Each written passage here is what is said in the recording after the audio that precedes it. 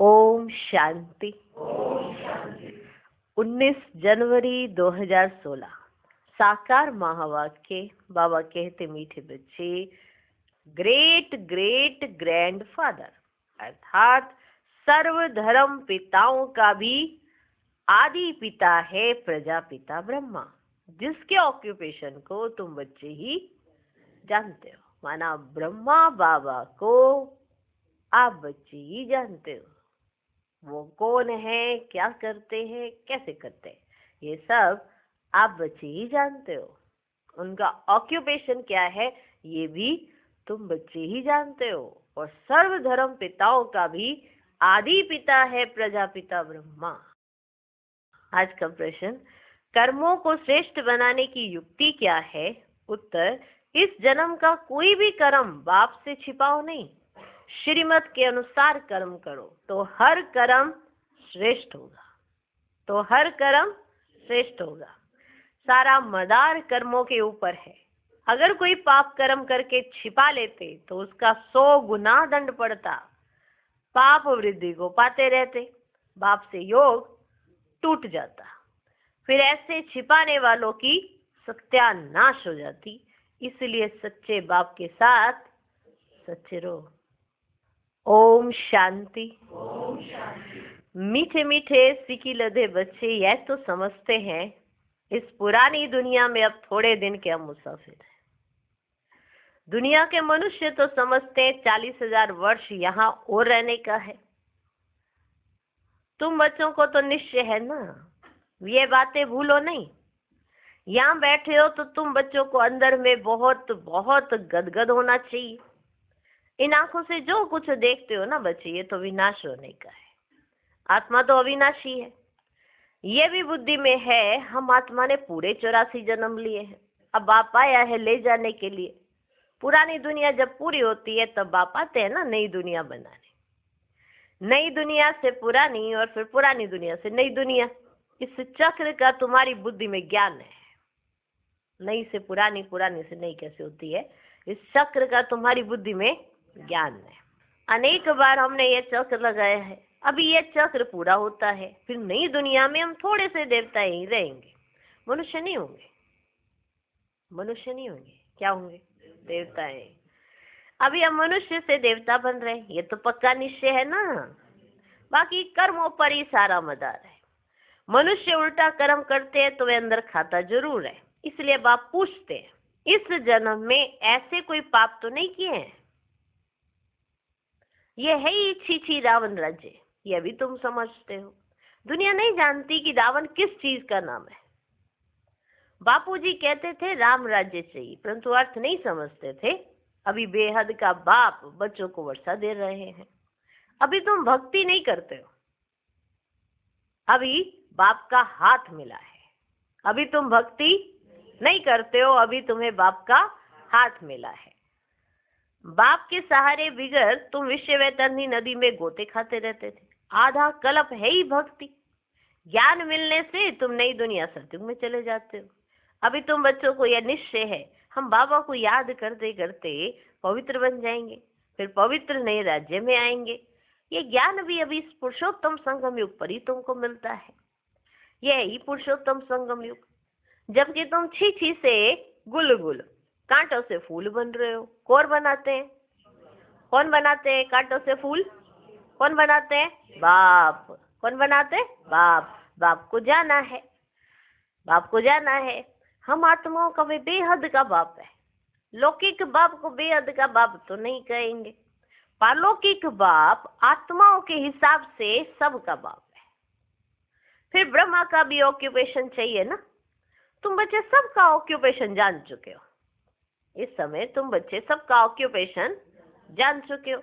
विष्णु के भी ऑक्यूपेशन को जानते हो। कितना सजा हुआ है। कौन? विष्णु। कितना सजा हुआ है। स्वर्ग का मालिक है ना। ये तो संगम का ही कहेंगे, ये तो संगम का ही कहेंगे। मूल वतन, सूक्ष्म वतन, स्थूल वतन, वे भी संगम में आते हैं ना।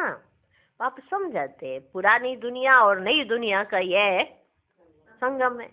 पुकारते भी हैं, हे पतित पावन।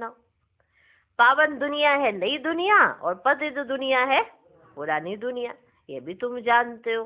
बेहद का बाप का भी पार्ट है, ये भी तुम जानते हो। क्रिएटर डायरेक्टर है ना, सब मानते हैं तो जरूर उनकी कोई एक्टिविटी, कोई तो एक्टिविटी होगी ना। सब मानते हैं तो उनकी जरूर कोई ना कोई एक्टिविटी तो होगी ना। उनको आदमी नहीं कहा जाता है, उनको तो शरीर ही नहीं है। बाकी सबको या तो मनुष्य या देवता कहेंगे। शिव बाबा को तो ना देवता ना मनुष्य कह सकते, क्योंकि उनको शरीर ही नहीं है। ना मनुष्य कहेंगे ना ही कोई देवता, ठीक है। ये तो टेम्पररी लिया है।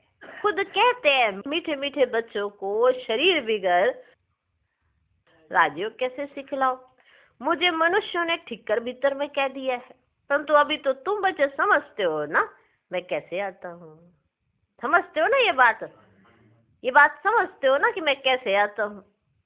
अभी तुम राजयोग सीख रहे हो, कोई मनुष्य तो ये राजयोग सिखला ना सके। देवताओं ने सत्युगी राजाई कैसे ली? जरूर पुरुषोत्तम संगम युग पर राजयोग सीखे होंगे। तो ये सिमरन कर अभी तुम बच्चों को अथाह खुशी होनी चाहिए। हमने अब 84 का चक्र पूरा किया है। बाप कल्प कल्प आते हैं। बाप खुद कहते हैं ये बहुत जन्मों के अंत का जन्म है।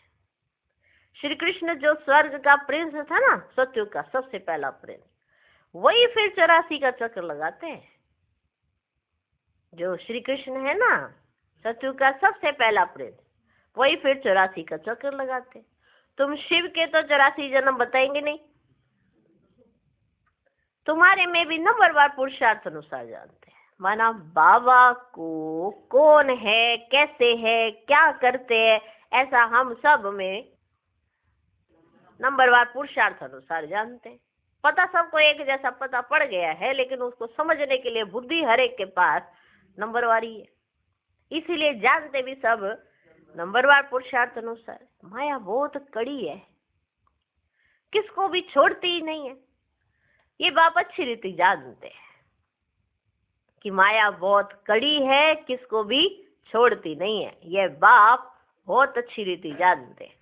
ऐसे मत सोचो कि बाप कोई अंतर्यामी है, नहीं, सबकी एक्टिविटी से जानते हैं, सबकी एक्टिविटी से जानते हैं। समाचार आते हैं, माया एकदम कच्चा पेट में डाल देती है। समाचार सारे बाबा के पास पहुंचते हैं कि माया ने इनको एकदम कच्चा ही पेट में डाल दिया है। ऐसे बहुत बातें तुम बच्चों को मालूम नहीं पड़ती, बाप को तो सब मालूम पड़ता है। आप बच्चों को तो पता नहीं पड़ता, ऐसी बहुत सारी बातें होती है, लेकिन बाप को तो सब पता पड़ता है ना। मनुष्य फिर समझते हैं बाबा अंतर्यामी है। बाप कहते हैं मैं अंतर्यामी नहीं हूँ। हर एक की चलन से सब मालूम पड़ता है। यही मैं चांस देता हूँ तुमको।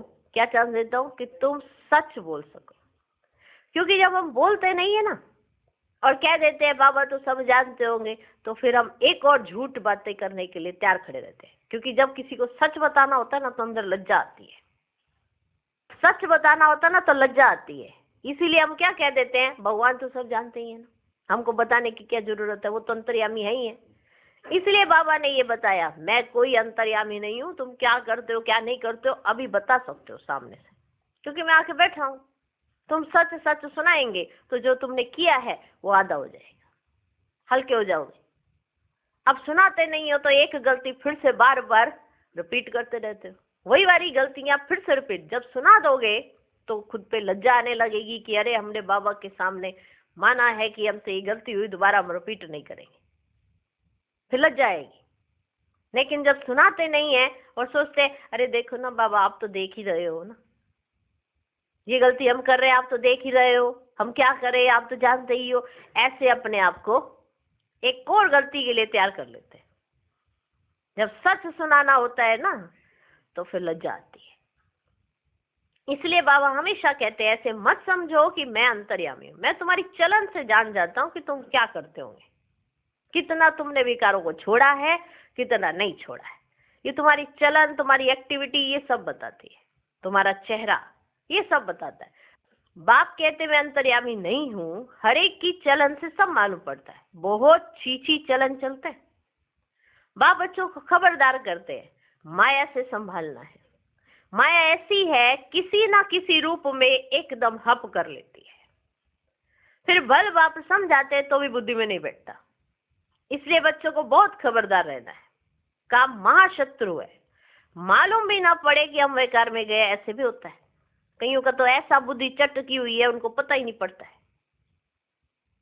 इसलिए बाप कहते हैं कुछ भी भूल आदि होती है तो साफ बताओ, छिपाओ मत।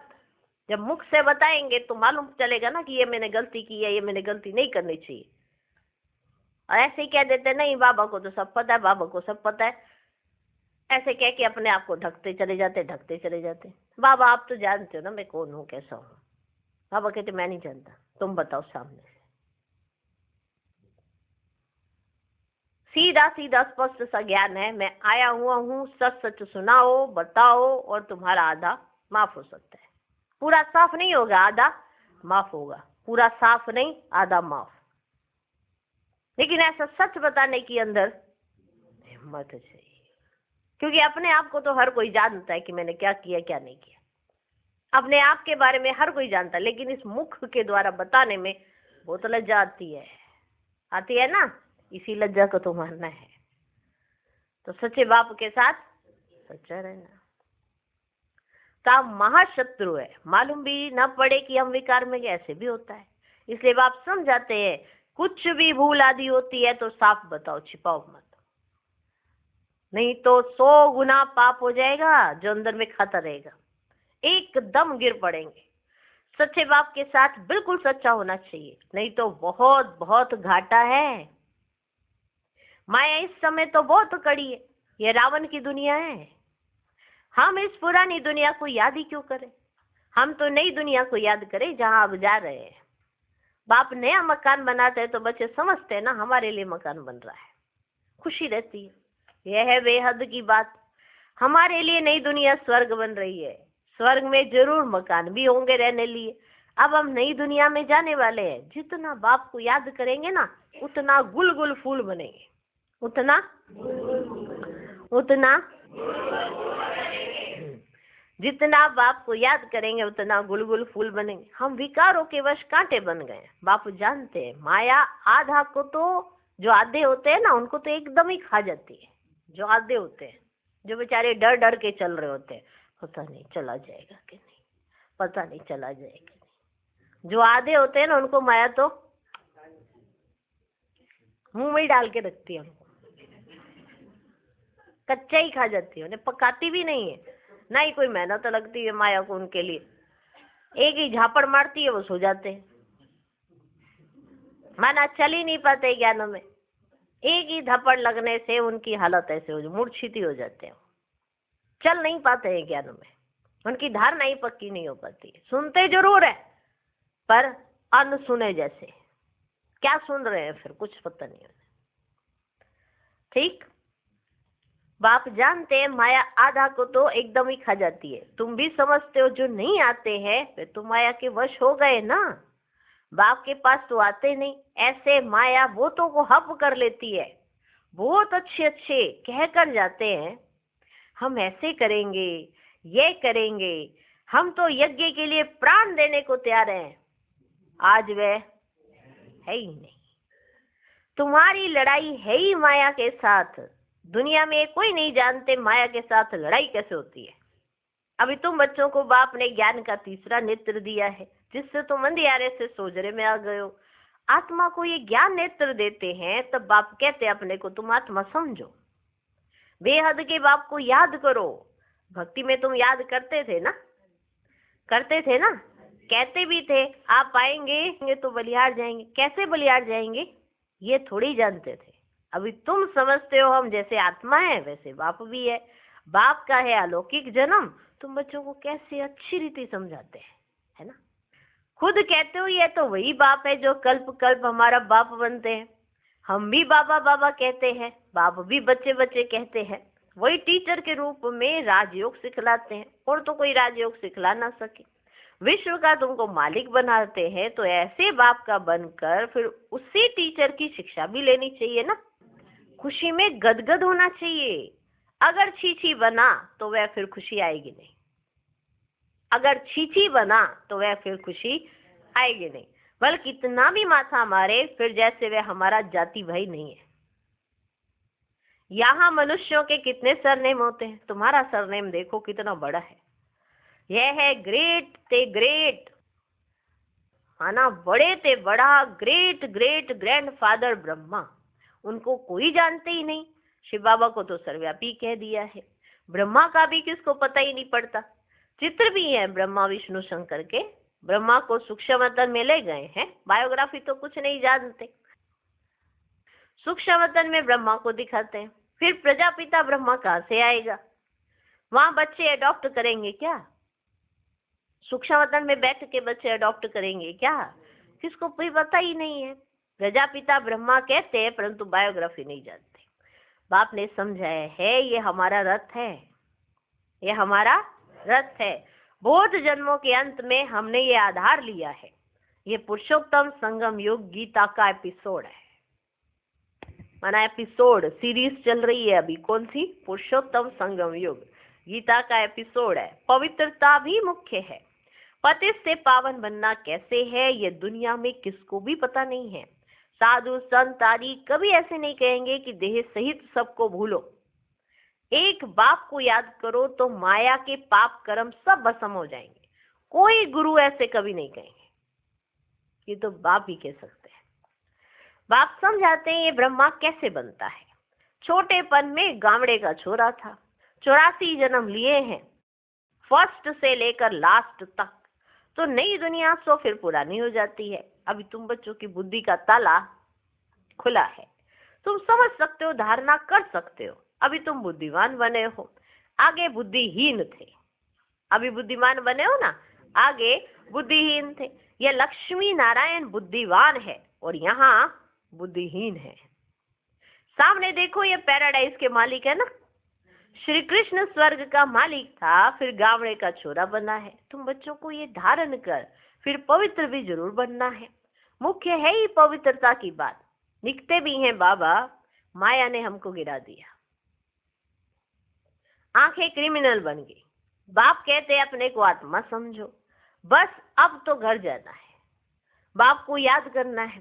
थोड़े टाइम के लिए शरीर निर्वाह के लिए कर्म कर, फिर हम चले जाते हैं। इस पुरानी दुनिया के विनाश के लिए लड़ाई भी लगती है, ये भी तुम देखना कैसे लगती है। देखो सब कुछ एक्यूरेट है, समझाया हुआ है। ये जो आप कर्म कर रहे हो ये शरीर निर्वाह के लिए कर रहे हो। जब आने वाले समय में मालूम चलेगा कि ये पक्का हो जाएगा सबको कि ये तो शरीर ही नहीं बचना है, तो अभी आत्म निर्वाह तो कर ले, तो उसके लिए कुछ कमाई करना शुरू करेंगे। अभी तो शरीर निर्वाह के पीछे जास्ती चले जाते हैं। वैसे शरीर को कितना जास्ती नहीं चाहिए, लेकिन उसके पीछे टू मच चले जाते हैं, तो आत्मा की उन्नति के बारे में सोचते ही नहीं है। तो बाबा समझाते ये भी तुम देखना कि कैसे कैसे लड़ाई लगती, ये भी देखना, ये भी तुम देखना कैसे लगती है। क्या लड़ाई? बुद्धि से समझते हम देवता बनते हैं तो हमको नई दुनिया भी चाहिए, इसलिए विनाश जरूर होगा। हम अपनी नई दुनिया स्थापन कर रहे श्रीमत पर। बाप कहते मैं तुम्हारी सेवा में उपस्थित होता हूँ। तुमने डिमांड की है कि हम पतितों को आकर पावन बनाओ, तो तुम्हारे कहने से मैं आया हूँ। तुमको रास्ता बताता हूँ बहुत सहज, मन मना भव। भगवान वाच है, सिर्फ श्री कृष्ण का नाम दे दिया है। बाप के नेक्स्ट है श्री कृष्ण, ये परम धाम का मालिक, वह विश्व का मालिक। सूक्ष्म वतन में तो कुछ होता ही नहीं है, सभी से नंबर 1 है श्री कृष्ण, जिसको बहुत प्यार करते हैं। बाकी तो पीछे पीछे आए हैं। स्वर्ग में तो सभी जा न सके, तो मीठे मीठे बच्चों को हड्डी खुशी रहनी चाहिए। कैसी खुशी? और आर्टिफिशियल खुशी नहीं चल सकती। बाहर से किस्म किस्म के बच्चे बाबा के पास आते थे, कब पवित्र नहीं रहते। बाबा समझाते थे विकार में जाते हो फिर आते ही क्यों? कहते थे क्या करें, कहते थे क्या करें, रह नहीं सकते। रोज आता हूँ, ना जाने कब कोई ऐसा तीर लग जाए। आप बिगड़ सदगति कौन करेंगे? आकर बैठ जाते थे। माया बड़ी प्रबल है। निश्चय भी होता है बाबा हमको पति से पावन गुलगुल बनाते हैं, परंतु क्या करे, फिर भी सच तो बोलता था। अब जरूर मैं सुधर गया हूँ। उनको ये निश्चय था इन द्वारा ही हम सुधरेंगे, तो वो सच बताते थे। जो सच बताते थे तो बाप के दिल पर तो चढ़ेंगे ही। उनको ये निश्चय था कि इन द्वारा ही हम सुधरेंगे। इस समय कितने एक्टर्स हैं, एक के फीचर्स ना मिले दूसरे से, फिर कल बाद उसी ही फीचर के साथ पार्ट रिपीट करेंगे। आत्माएं तो सब फिक्स है ना, सभी एक्टर्स बिल्कुल एक्यूरेट पार्ट बजाते रहते हैं, कुछ भी फर्क हो ही नहीं सकता। सभी आत्माएं अविनाशी है, उनमें पार्ट भी अविनाशी नूंदा। कितनी समझाने की बातें, कितना समझाते हैं फिर भी भूल जाते हैं। समझा नहीं सकते, यह भी ड्रामा में होना है। हर कल्प राजाई तो स्थापन होती ही है। सत्युग में आते ही कितने, थोड़े से, 100 भी नंबरवार, यहाँ भी नंबरवार है ना। एक का पार्ट एक ही जाने, दूसरा कोई जान नहीं सकता। एक का पार्ट एक ही जाने, दूसरा कोई जान नहीं सकता। अच्छा, मीठे मीठे सिकी लदे बच्चों प्रति माता पिता बाप दादा का याद प्यार और गुड मॉर्निंग। रूहानी बाप की रूहानी बच्चों को नमस्ते। हम रूहानी बच्चों की भी रूहानी बाप को नमस्ते नमस्ते नमस्ते। Good morning good morning good morning. धारणा के लिए मुख्य सार, पहला पॉइंट, सच्चे बाप के साथ सदा सच्चा रहना है, बाप पर पूरा पूरा बलिहार जाना है। दूसरा पॉइंट, ज्ञान को धारण कर बुद्धिमान बनना है, अंदर से हड्डी खुशी में रहना है। कोई भी श्रीमत के विरुद्ध काम करके खुशी गुम नहीं करनी है। आज का वरदान, स्वयं को सेवाधारी समझकर झुकने और सर्व को झुकाने वाले निमित्त और नम्र चित्त भव। निमित्त उसे कहा जाता जो अपने हर संकल्प व हर कर्म को बाप के आगे अर्पण कर देता है। निमित्त बनना अर्थात अर्पण होना, और नम्र चित्त वह है जो झुकता है। जितना संस्कारों में संकल्पों में झुकेंगे उतना विश्व आपके आगे झुके। झुकना अर्थात झुकाना, ये संकल्प में भी ना हो कि दूसरे भी हमारे आगे कुछ तो झुके। जो सच्चे सेवादारी होते हैं वह सदैव झुकते हैं, कभी अपना रोब नहीं दिखाते। आज का स्लोगन, अब समस्या स्वरूप नहीं समाधान स्वरूप बनो। ब्रह्मा बाप समान संपन्न स्थिति का अनुभव करो। जैसे ब्रह्मा बाप ने उपराम और दृष्टावन संपूर्णता को साकार में लाया। संपूर्ण और साकार अलग देखने में नहीं आता था। ऐसे फॉलो फादर करो। पहले देह से उपराम अर्थात न्यारा बनो, फिर देह के संबंधों के साथ साथ अपनी बुद्धि और संस्कारों से उपराम बनो। ओम शांति।